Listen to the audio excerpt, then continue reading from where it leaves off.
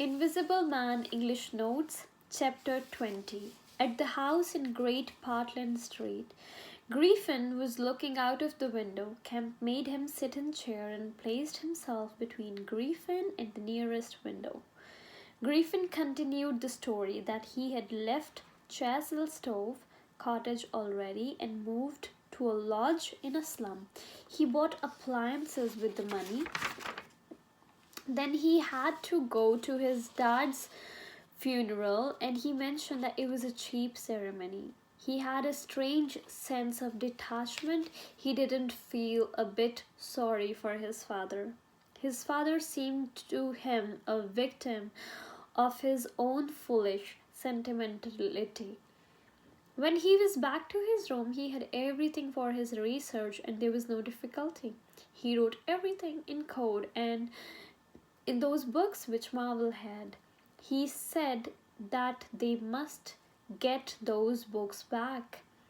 Some parts in the book are not in the code so that he may recall it easily. The essential phase of his research was to place the transparent object whose refractive index was to be lowered between two radiating centers of a sort of ethereal vibration. He needed two little dynamos, so he used a cheap gas engine. His first experiment was with a bit of white wool fabric that he had made invisible, and he was delighted to believe it. Then he experimented on a cat that was outside his window. Everything in cat disappeared except the claws and the pigment at the back of the eye in a cat, which is called tapetum. He gave cat the opium and she slept. When she woke, she meowed dismally and someone knocked his door. He gave some chloroform to cat and opened the door to find a woman who suspected that he experimented on animals. She asked if he has seen her cat. He denied. Kemp asked for the time it took for cat to disappear. He replied that 3 to 4 hours. Late at night, the cat began meowing again. He tried to calm her, but she didn't. Finally, he opened the window and set her free, and it seemed that she went out. He was surprised that he was no longer enthusiastic of his work.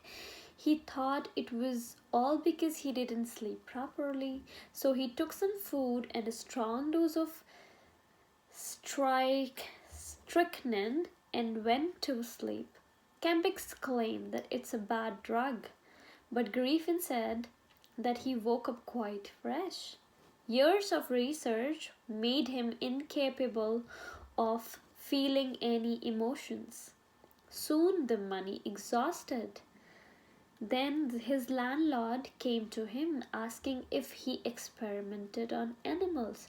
He tried to keep his landlord away from his apparatus, which actually made him more interested in it. Landlord tried to ask him about it, and Griffin got angry and collared his landlord, and he was out of the room. After him, Griffin slammed and locked the door. He was frightened because he thought he had to get a new lodge, which will delay his research's very climax. He sent his 3 books of notes and his checkbook that Marvel has now to the nearest post office. In the evening, his landlord was peeping into his room. When he came back, he drugged himself that evening, and there was a repeated knock at the door. As he opened the door, his landlord gave a cry, seeing his hand and face, and went downstairs. He understood the terror because his face looked as white as a stone.